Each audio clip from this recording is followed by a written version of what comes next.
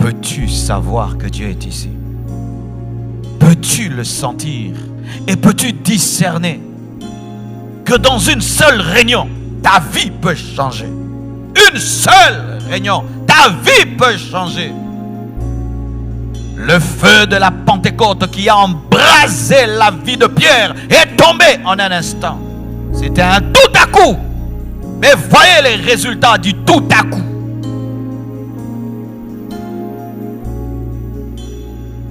Voyez le résultat de ce tout à coup.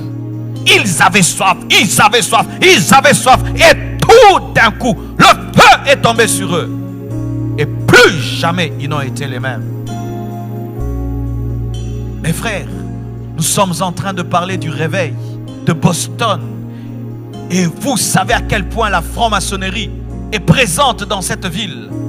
Comment pensez-vous que vous pouvez influencer cette nation sans être embrasé par le feu du Saint-Esprit? C'est impossible. Jésus n'a pas envoyé des religieux gagner les extrémités de la terre. Il a envoyé des hommes embrasés, des hommes enflammés, des hommes revêtus de puissance. Mais ces hommes avaient payé le prix de la chambre haute. Ils avaient payé le prix de la chambre haute. J'aimerais un peu te parler de la chambre haute. Des fois que vous nous voyez ici, c'est beau, il y a des lumières. Mais si je te raconte mes journées, si je te racontais mes journées, si je te raconte ma vie, je passe ma vie dans une chambre. Boston, je n'ai pas le temps de voir. Je verrai Boston lundi et mardi. Et peut-être même pas s'il y a trop de gens pour qui je dois prier. Je vis dans une chambre et je prêche dans une chambre. Je prêche dans une chambre. Le prix à payer. Le prix à payer. Le médecin qui opère les cerveaux, le prix qu'il paye pour être capable de sauver les hommes, il fait des études de 10 ans, de 12 ans. Et il est tout le temps assis, on l'enseigne. Pendant que ses amis jouent, il est en train d'apprendre. Et demain, il peut opérer ton cerveau et te guérir d'un cancer. Vous voulez ou vous ne voulez pas. Les choses de Dieu, ce ne sont pas des jeux, mes frères. Veux-tu cette vie? Voulez-vous vraiment bouleverser cette ville? Vous devez vous enfermer. Vous devez rater des choses.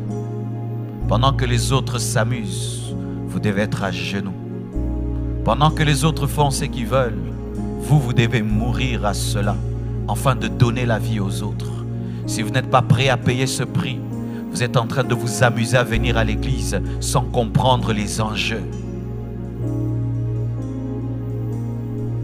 Vous devez vivre à genoux, vivre à genoux, vivre enfermé, jusqu'à ce que le déclic aura lieu. Car si vous ne payez pas le prix, sachez que les occultistes payent le prix.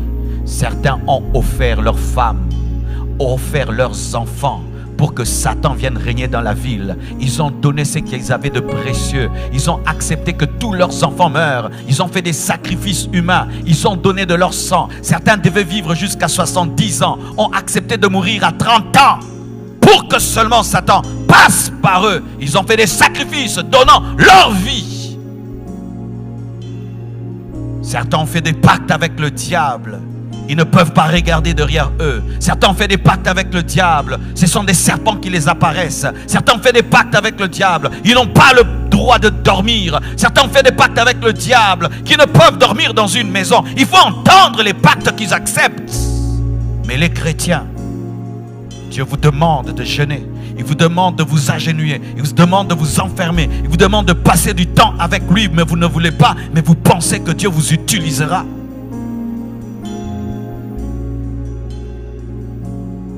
C'est pourquoi chaque fois que quelqu'un me dit « Je veux ton onction », je ne crois plus en cela.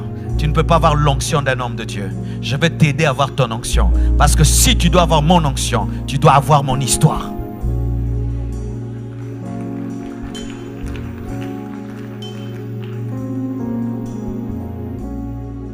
Vie comblée, compassion, ça va. Ce sont des noms que nous donnons. Mais tous nous devons payer le même prix. Vous voulez cette ville?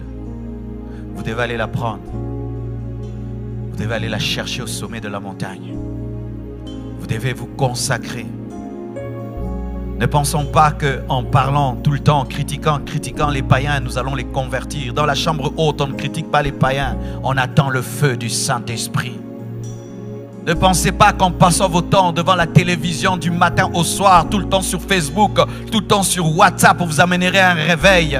Vous devez mettre vos téléphones de côté. Et ça, Dieu m'a dit, vos téléphones de côté. Éteindre vos téléphones pour prier, chercher Dieu. Vous devez mettre vos téléphones de côté pour chercher Dieu. Vous devez vous déconnecter pour chercher Dieu.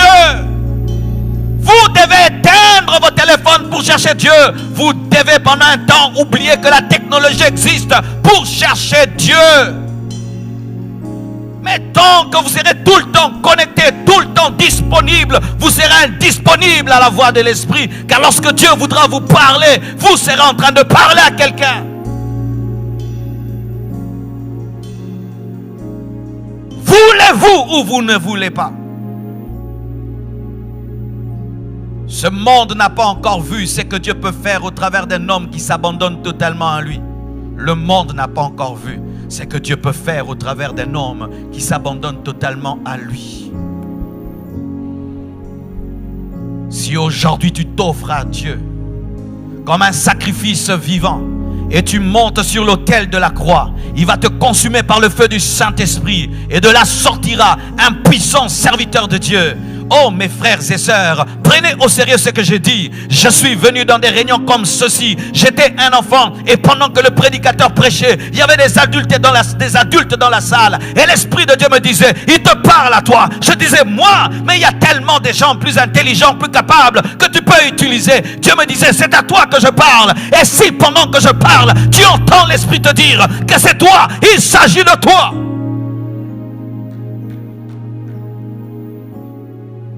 À quoi ça nous sert de dépenser autant d'argent, de louer tout ceci, cette salle, et de dépenser en hôtel, en avion, en cela, pour vous faire plaisir et vous divertir? Et vous divertir. Des billets d'avion payés, des hôtels payés, nourriture payée, des sons payés, musique payée. Et nous venons, nous écoutons, nous papotons, et nous papotons, et nous papotons tout cet argent jeté.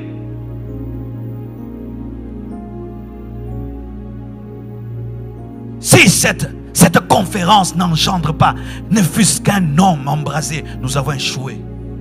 Il fallait que je reste au Congo. Il fallait que je reste au Congo. Il fallait que je reste au Congo. Un jour, notre pasteur nous a chassés. Et Dieu soit béni pour ce qu'il avait fait. Il nous enseignait. Et nous, on trouvait que c'était normal qu'il puisse nous enseigner et nous enseigner. Et un jour, il nous pose la question sur ce qu'il avait enseigné hier. Et personne n'était capable de lui dire ce qu'il avait enseigné. Il nous a dit, levez-vous. Je perds mon temps. Rentrez chez vous. On pensait que c'était de la blague. Il nous avait chassés. Et nous sommes rentrés. Et on a dit, il a raison. Comment nous sommes incapables de nous rappeler ce qu'on nous a enseigné hier? Est-ce que vous vous rappelez ce que j'ai enseigné hier? Est-ce que vous vous rappelez ce que j'ai enseigné le premier jour? Est-ce que vous vous rappelez ce que le pasteur Samuel a enseigné? Ce que le pasteur Grégory a enseigné? Tout ce temps passé dans la prière. Est-ce que vous vous rappelez de cela? Et il nous a chassés. Et quand nous sommes rentrés, on a fait une réunion, on a dit, c'est vrai.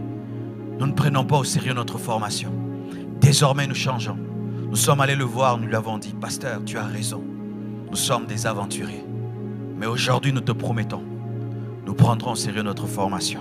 Nous sommes revenus à ses pieds.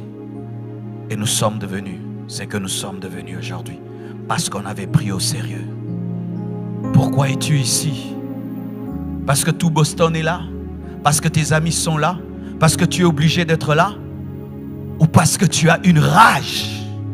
Tu as une rage, une soif, une insatisfaction, un désir ardent que rien ne peut satisfaire. Aucune maison, aucune voiture, aucune relation, rien que Dieu.